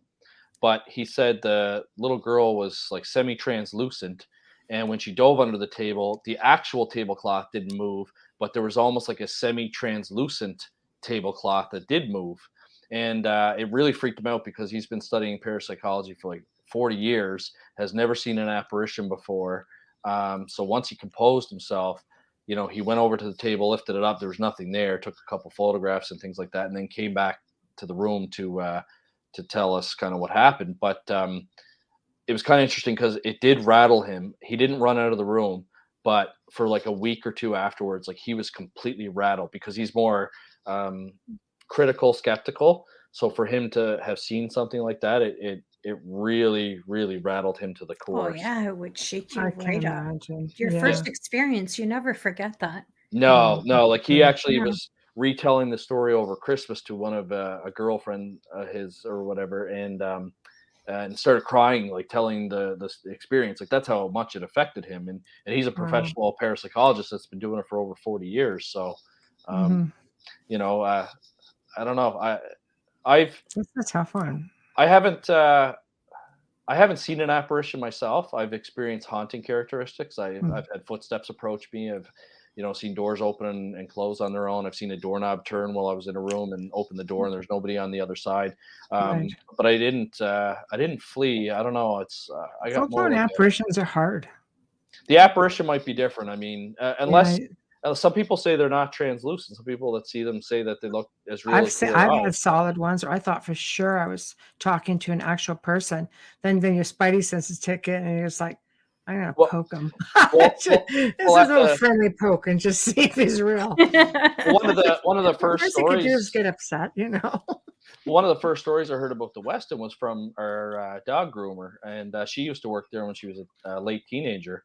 Mhm. And she said one night, so I guess the employees used to be able to rent the hotel rooms for really cheap. So she got her parents a hotel room for the night, and they hung out downtown Halifax. And then they went back to the room, ordered room service. And because she worked there, she thought, oh, I'll run the dishes down to the kitchen and kind of save them some work.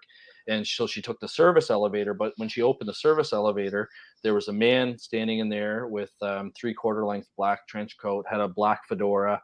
He was looking down so she couldn't see his eyes. Oh, She's like, oh God, like, who's this guy? Should I get on this elevator? You know, she was a young, attractive 18, 19-year-old scared. girl. Yeah. She was nervous. So she said, you know, she's from Cape Breton, Nova Scotia. So she's extremely friendly. So she's like, hi, how's your evening going? And not a word from him, didn't even look up. Yeah. So she made the decision, even though her gut told her not to get on the elevator, got on the elevator, hit the kitchen floor, elevator comes down, door opens up, she steps off, turns around to say goodnight to the guy, gone.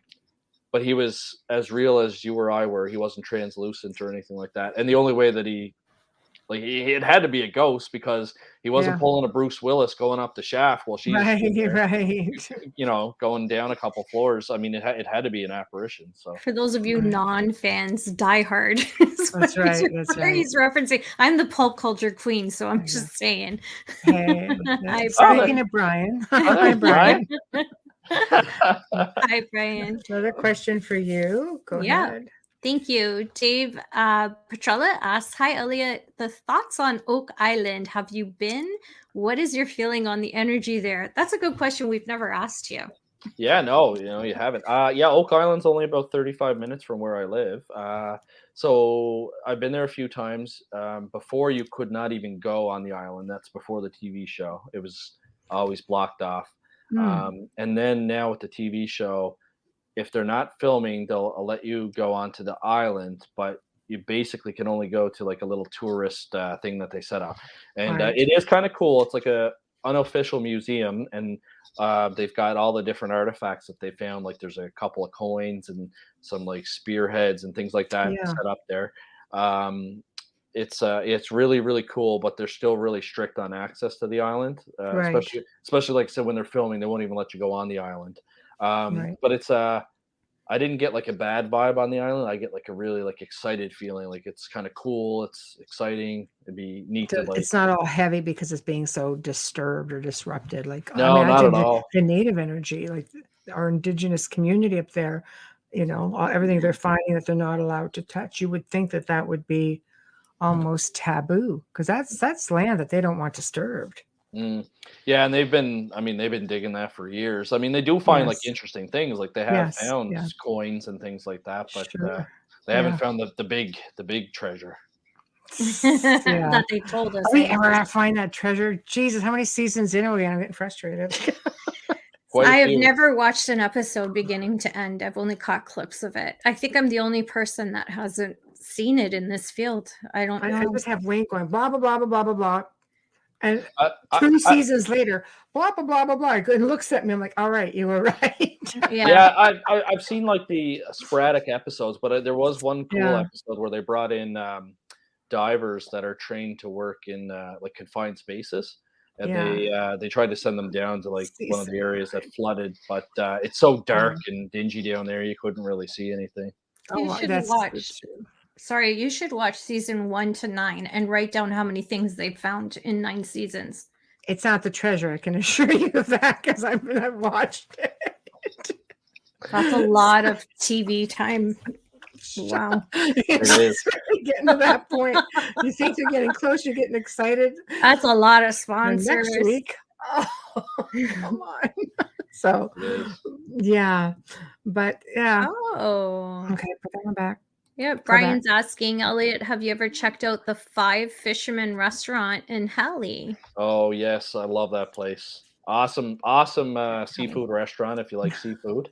It's probably one of the best restaurants in Halifax. Can you explain, for those who don't know about it, what the attraction is there that would bring you there, aside from the food?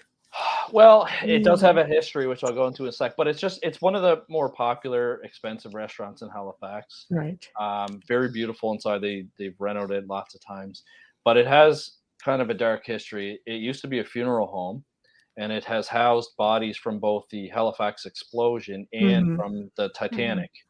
Mm-hmm. So it does have a lot of history. Right.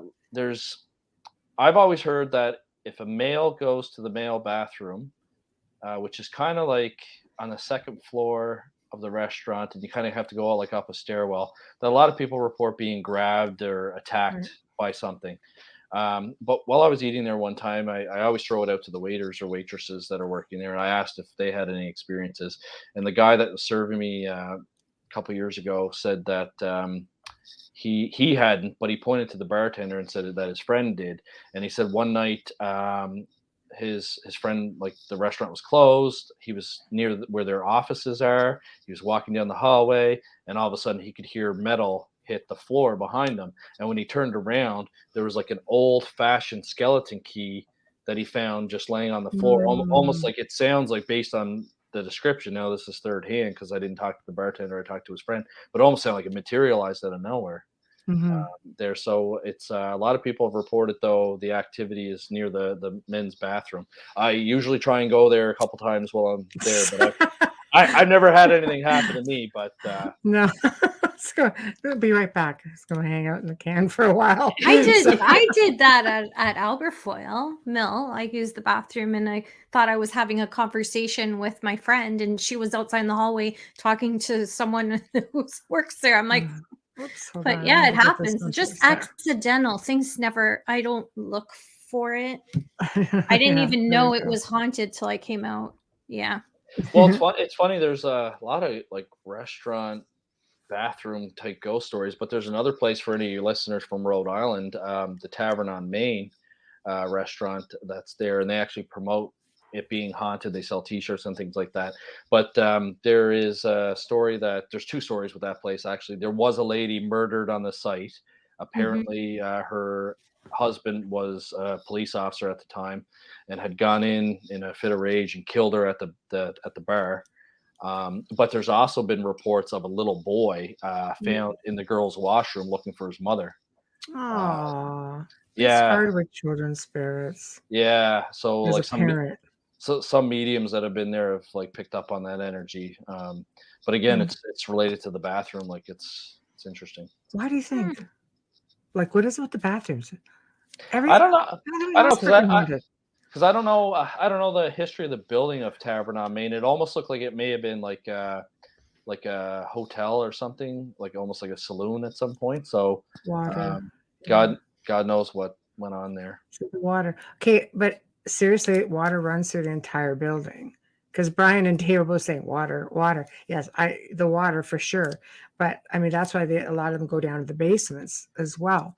But I mean, you have water coming through the kitchen. You have water that just runs under the house. I mean, I know here in Ontario and probably good chunks of Canada, there's freaking water everywhere underneath. The Powerhouse restaurant sitting right on water. Alberfoyle, where water. I was, is a mill, and we were in the basement, which the basement was still gravel. That's how old this place is, and it was a business dinner. It was a business dinner. I was not expecting anything.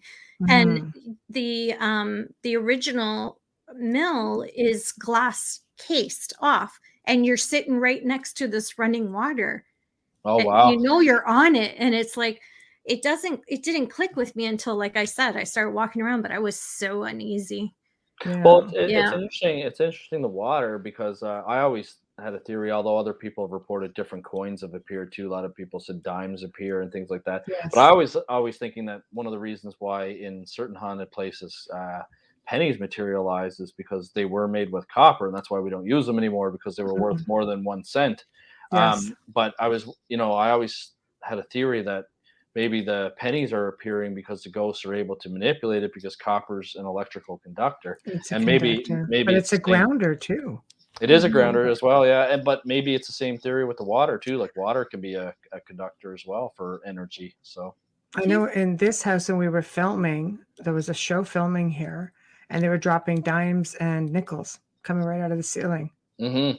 That's never happened before. We were like, did that seriously just happen in our house? Yeah, Canada hasn't had a penny in a few years. And it's funny how everybody that you that tells you their story of, oh, is this a sign from my loved one? Is saying, I saw a nickel, I saw a dime. And I'm like, that's hilarious. Even the other side knows we don't have pennies.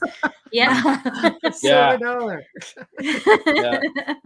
Yeah, it's funny. At the house, I remember them joking around about the pennies appearing because they're like, why can't they be dropping $5 bills? I know.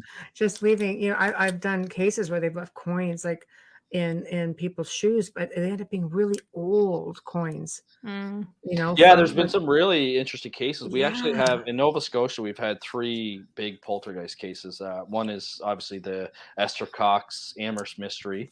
Yes. The other one is the fire spook of Caledonia Mills.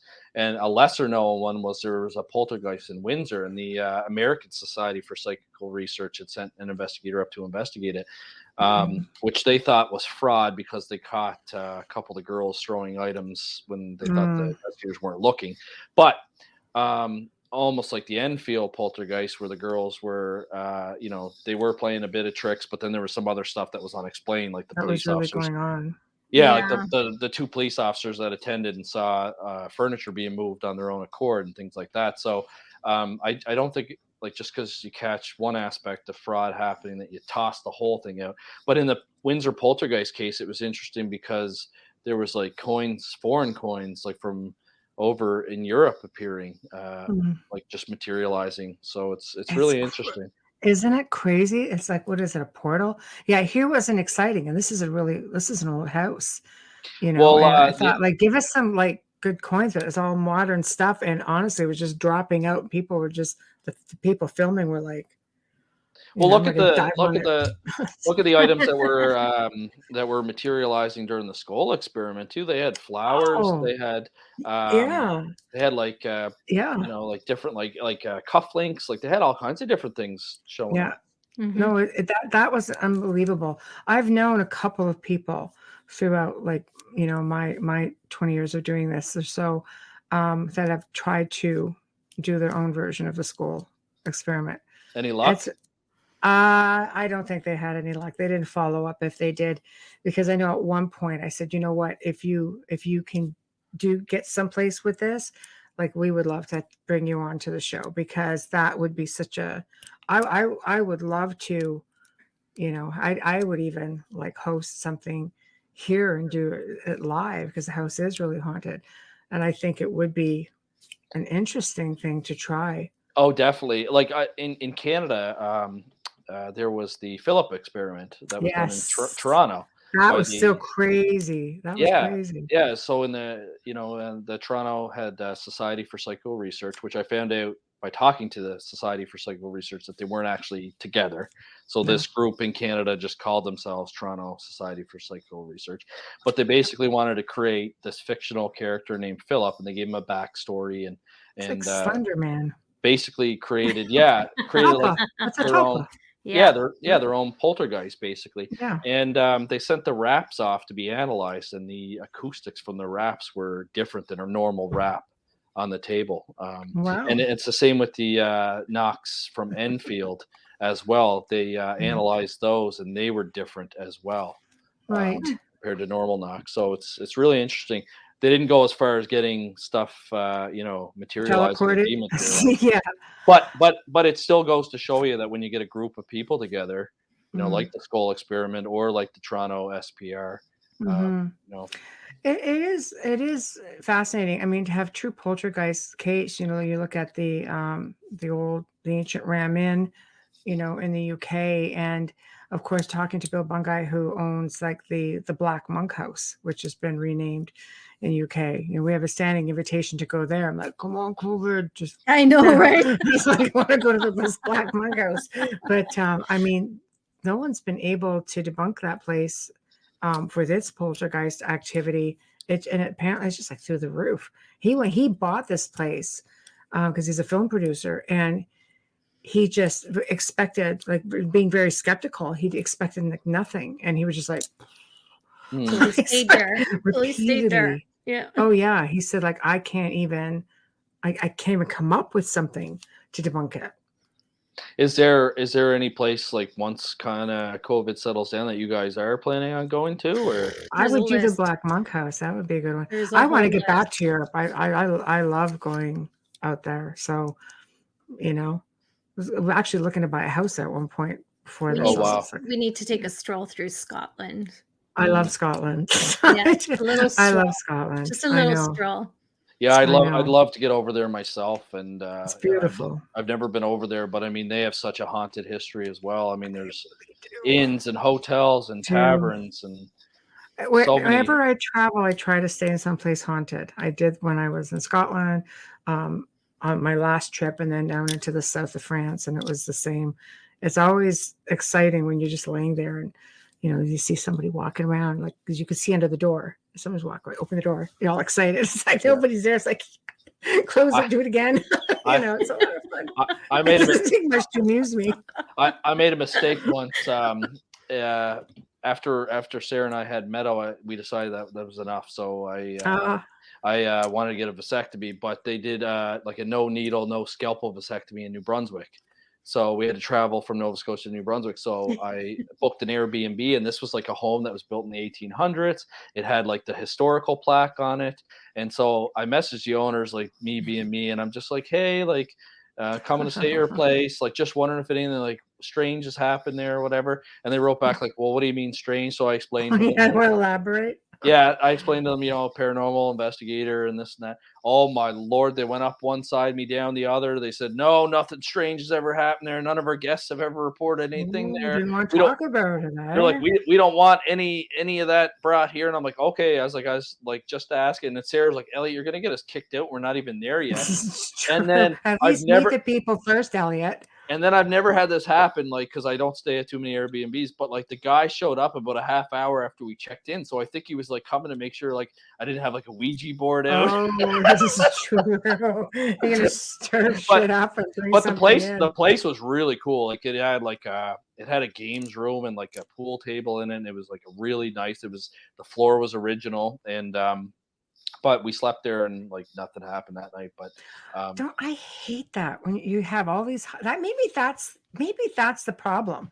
It's having those high expectations because you hear all these stories. And I'll specifically go stay someplace, like when I was in Romania, I'm thinking, oh, this is it. We got a million freaking recordings. The Haunted Forest did not disappoint. I'll say that was phenomenal experiences. The hotel after, phenomenal experiences. But I'm in some of the most haunted places. I'm thinking, okay, I'm staying in a little place not far from Bran Castle. This is really exciting. And I had, nothing. And then another morning, it's just that something's right in my ear going, pshaw. It's like that, like right in my ear. I jumped out of bed, startled me. I thought it was, my girlfriend, Melissa. And I look at her and you can't wake her up. A train can't wake that girl up. And I'm looking at her, I'm all foul because it was like 6:30 in the morning. It's like, we're not morning people. You needed your Folgers, Michelle. I needed my freaking Folgers. Exactly. Yes. I couldn't find the Folgers out there to save my own life. So just like, who dares interrupt my slumber, Yeah. But so I full on attitude and realized, holy shit, I just had a pretty interesting experience. But I think we go in there with such high expectations. Maybe it's that high expectation that, they're like, oh, no element of surprise here. So we're just going to give you nothing. Yeah. And there have been studies done too, where if people are primed about a location that they, there's been multiple different results. Sometimes, you're more apt to experience something. Other times you're actually not. Right. But they have done lots of studies where it shows people that are believers in the paranormal tend to have more experiences than non-believers, which is interesting. Well, maybe it's because we're more open-minded. Possibly. Oh, we're definitely more open-minded, though, for sure. Maybe it's like, where that non-believer is going to say, oh, the house is settling. Whereas a paranormal person could say, hell no, that was this, or this. Meanwhile, it was a house that was a paranormal person. If they see something or suspect something's moving, a paranormal person will mark a glass on a counter or a table. With the camera phone out. Yeah. Take a precise measure it from the edge and everything, and then come back a few hours later and go, yeah. Right? That's the difference. And someone who's not into it will be like, I don't even like. They I don't don't remember where I care. put it. Yeah. Yeah. No, true. That's true. And those are usually, I don't know. I find the people who don't care are the ones that get the best stuff. Oh my God. Yeah. Yeah. And No, then they that's just kind of true. go, it was nothing. They have the best experiences. Look They- at your friend, They full do. body apparition and I all. know. Well, that's what I told him. I said I would have Yeah. loved to have witnessed that, and Yeah. you know, but it wasn't meant for me. So I know. That's rare though. Full It is. body is rare. That's a Oh. gift.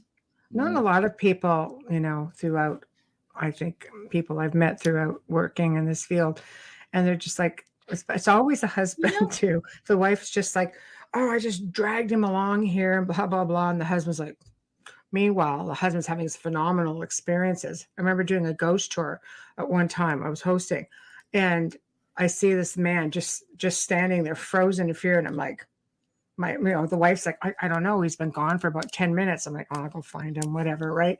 yeah. And he's standing there with his arm out and he's frozen in fear. And I'm like, you okay?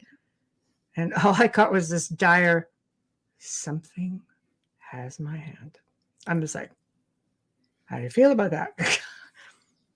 It's okay. Meanwhile, and you know, the story of the area was there was a little child spirit, and she would go around and she would grab adults' hands or hold on to their shirt, and I'm like, Sweet, and he goes, I don't know what to do. I'm just like, just pull it back. He snatches it and checks to make sure all his digits are there. And I'm just like, That is that's hilarious. extremely extreme. But I'm just like, okay, I promise you, your hand is still attached. Your fingers all still work. Wiggle them around. But he was just like, he just looked and he goes, because my wife bugs me to come to these sort of things all the time. Because I never in my life have had experience. And he goes, those are cold little fingers that just had his fingers bunched up. And he goes, and it was an amazing experience. But That's again, really cool. he comes in with the attitude of, I don't believe it. I want nothing to do with it. Changed him. I'm just here to humor my wife because she bothers me to do this stuff all the time. And it's usually how it happens. Well, it was fun. It was funny you mentioned that too at our event. There was a lot of couples that came. And so we asked, Daryl and I just asked why people had come to the event or whatever. All the guys, every single guy there said that it's because their wife dragged them to it. It's always, that's the same thing though. That's what I mean. My wife just bothers me, harassing me into coming. So here I am. It's like, well, thanks for gracing us with your presence. You know, like, oh yeah. But the best stuff happens to these guys. But, yeah, it's true. I think we have great visuals because the spirits have to try even harder because they're not as sensitive. So they really have to manifest something where someone who's sensitive will catch that shimmery and know what it is. So sometimes I wonder if it's got anything to do with that. I don't know. Shimmery things could, in my experience, I've had shimmery things and they're usually extraterrestrials. Yeah. You know what I mean? Like a faint apparition or a partial apparition is very common for mediums over. And then you see people who are, you know, they're probably in tune and like everyone is, but they don't use it. And then all of a sudden they get the full body apparitions. It's like, what the hell, right? But they would have to manifest and work so much harder to get that and probably takes longer. So that could be why they're getting the full one because they're like, hey, you don't see me, where mediums will see that faint and start communicating and they don't have to keep working at it. I don't know. It's a thought. Well, it's definitely a puzzle we'd like to solve. Is, you know, why do some show up as partial? Why do some show up as full apparitions? Why are some translucent? Why are some like a lot of people have seen a full body? I've seen them all. Like I'm very fortunate that way, but it takes a lot of energy to manifest. Maybe it comes down to something as simple as that's all the energy they have to muster up. Yeah, and that's kind of what I believe too. Like in my heart, I think, you know, it takes a significant amount of energy to materialize like that or to control. Like that's what I found about the Exeter house. It would go through periods of quietness, and it's almost like the entity there was like trying to recharge itself because it had used all this energy to like manipulate children's toys and turn fire alarms on and off, and open doors and things like that. There's just so much that we don't fully know yet. Exeter is a portal. Just Exeter has a lot of stuff. I noticed Dave asked about Shearbrook, Nova Scotia, but there is Daryl and I have been kind of looking into. It's almost like the Massachusetts Bridgewater Triangle, but there's almost like a triangle of paranormal activity up around the Shearbrook, there is. New Glasgow, Antigonish area. So once we get our paranormal case map live on the website, it'll be interesting to plug in people's stories and experiences there and see kind of what shows up on the data. That would be one that I'd really be interested in following along, because that is an active area, but there is a triangle said to be up there, and there's a lot of stuff. There's a lot of reports up there. You know, things going missing, UFOs being seen. UFOs. There's been I said, I think the Bigfoot sighting was up there. Yeah. Caledonia Mills, where the fire spook was, would have fell in there. So in there too. That's nuts though. But so it is that time again. So this is a part of the show, of course, where it's always sad because we're always having a good time when you come on, but you get to promote yourself and what you have coming up, and what you're planning on doing, and just promote.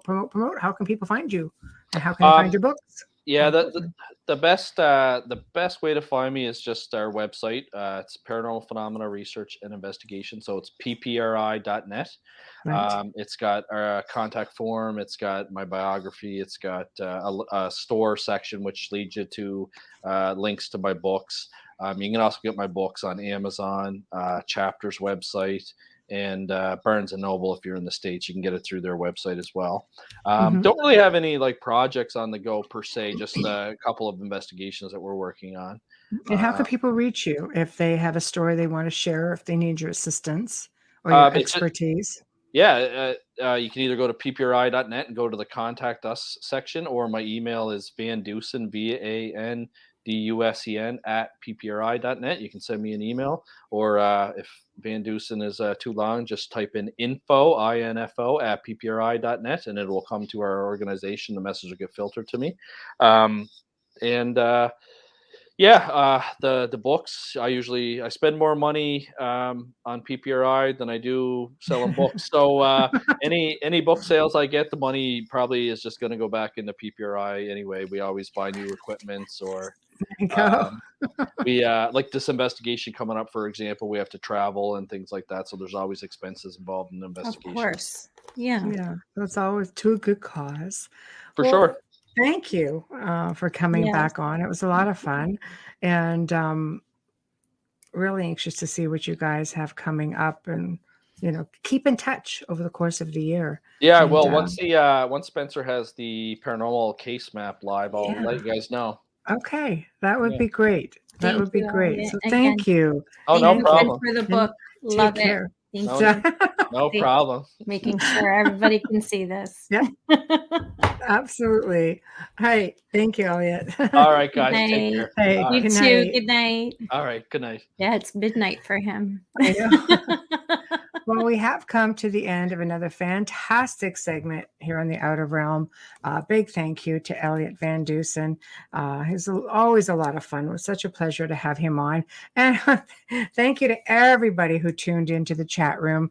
Hamilton, thank you for staying up way past your bedtime to join us as well. Always a breath of fresh air. And big thank you to Folgers Coffee for sponsoring us. You have no idea how much we love you guys. Big thank you also, Dr. Snick, aka Justin Snicker, for your music, your voice, for the intro and outro.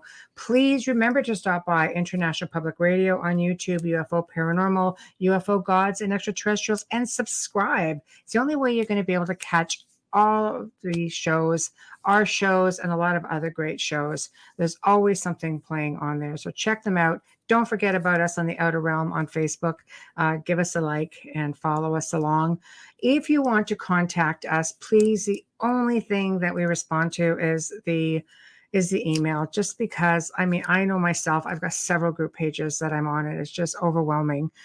So contact us at the outerrealmcontact@gmail.com. Again, the outerrealmcontact@gmail.com.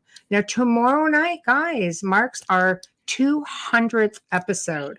Wow. Right. And we could not think of a better way to celebrate than to do a Q&A sort of show, just so we can interact with you guys. You know, we always have so much fun with you guys. You can kind of determine which way we're going to go, but everybody's in chat, and it's just a lot of joking around. It's a lot of answering questions and telling stories and sharing of experiences. And we thought that would be a whole lot of fun. So I hope you can all tune in for that, because special just for you guys and us. So until then, thank you for tuning in, everybody, and good night.